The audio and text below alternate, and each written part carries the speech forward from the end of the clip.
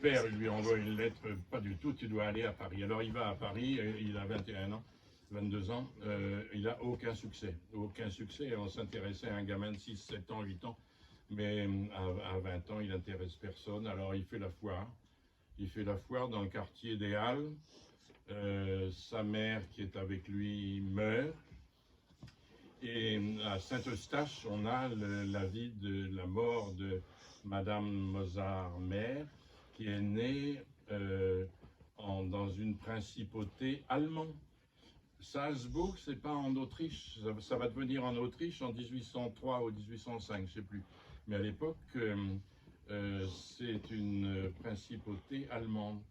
Euh, les, les Autrichiens sont les plus malins des Européens, parce qu'ils nous font croire que Mozart est autrichien et que Hitler était allemand. Ben non, c'est le contraire. Hein. Mozart était plutôt allemand de naissance. Alors il a vécu là, il a écrit des choses extraordinaires. Et puis quand il est revenu, la famille de Loisia avait déménagé. Il se rencontre à München. Et il s'aperçoit qu'Aloysia, elle est sur un canapé avec un jeune homme et que lui n'a plus rien à faire là. Alors il désespère. Mais il a fait une faute à Paris. Mozart, je ne connais pas tout, hein. C'est impossible de connaître tout, mais je connais beaucoup, beaucoup, beaucoup. Et c'est quelqu'un qui fait aucune faute d'harmonie, d'orchestration, de goût, de sonographie.